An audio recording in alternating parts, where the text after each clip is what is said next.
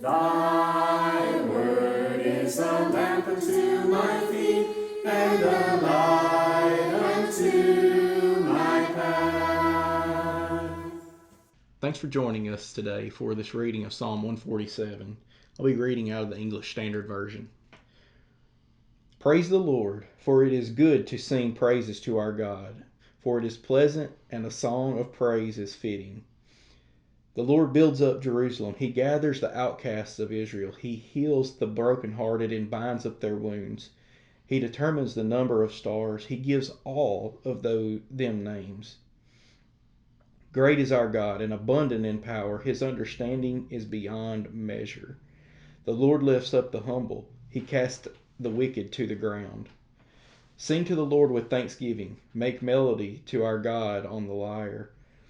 He covers the heavens with clouds. He prepares rain for the earth. He makes grass grow on the hills. He gives to the beasts their food, and to the young ravens that cry. His delight is not in the strength of a horse, nor his pleasure in the legs of a man. But the Lord takes pleasure in those who fear him, in those who hope in his steadfast love. Praise the Lord, O Jerusalem. Praise your God, O Zion. For he strengthens the bars of your gates. He blesses your children within you. He makes peace in your borders. He fills you with the finest of the wheat. He sends out his command to the earth. His word runs swiftly. He gives snow like wool. He scatters frost like ashes. He hurls down his crystals of ice like crumbs. Who can stand before his cold? He sends out his word and melts them. He makes his wind blow and the waters flow. He declares his word to Jacob, his statutes and his rules to Israel. He has not dealt with thus. He has not dealt thus with any other nation. They do not know his rules. Praise the Lord. In this psalm, we see the psalmist talking about how in verse 1 he proclaims praise the Lord, as he does commonly throughout these last few psalms. And he talks about how it is pleasant and fitting that the Lord be praised, acknowledging his glory, his majesty there. And he talks about how in verse 2 the Lord builds up his people. He builds up Jerusalem. He gathers the outcasts of Israel. Um, that's something that you and I probably have experienced in our life, and we will experience it at other times in our life where we feel outcast and we feel like we don't belong somewhere, don't belong anywhere maybe at the time. And there's also those that are wounded uh, from sometimes a literal standpoint, but also could be, something that's internally, mentally, spiritually, things that happen to us and affect us. But yet the Lord is there to pick us up. He cares for his people. He builds up his people. In verse 3, uh, he talks about, in verse 4, he talks about the stars and how he cares for the stars, names them all.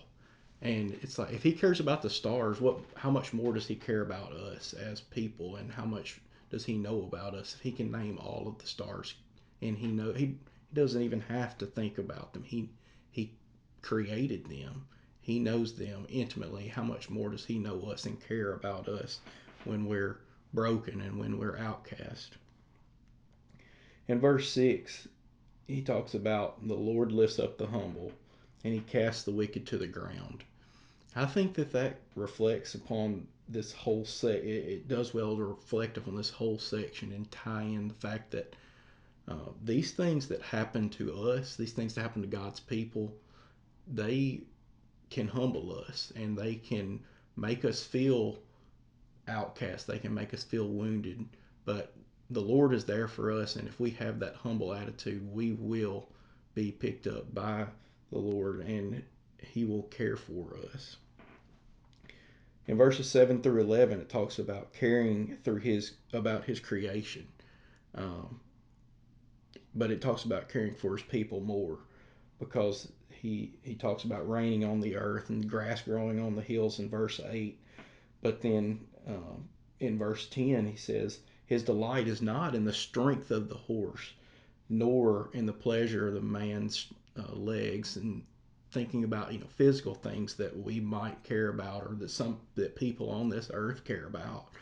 Yet verse 11 tells us what his true pleasure is in, and his true pleasure is in those that fear him, and those who hope in his steadfast love. And how much I guess it's really, it's nice to think that how easy that is, and to be in that pleasure, and be have that fear, and him pleasure in us. But at the same time, it could also be hard, because we could be caring about those things that are above him, that in that verse above, that are distracting from that. So I think that's a word to keep us um, aligned with what his expectation is, for us to fear him and hope in that steadfast love that he has for us. And as he finishes up the chapter in verses 12 through 20, he talks about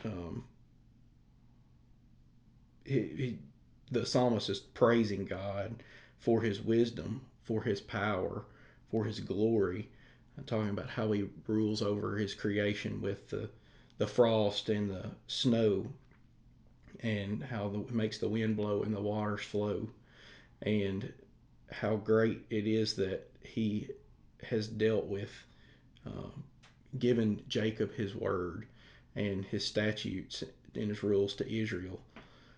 So, as we finish up this psalm today, one thing that I would like for you to think about is, how has God healed you when you have been broken, heartbroken, when you've been outcast?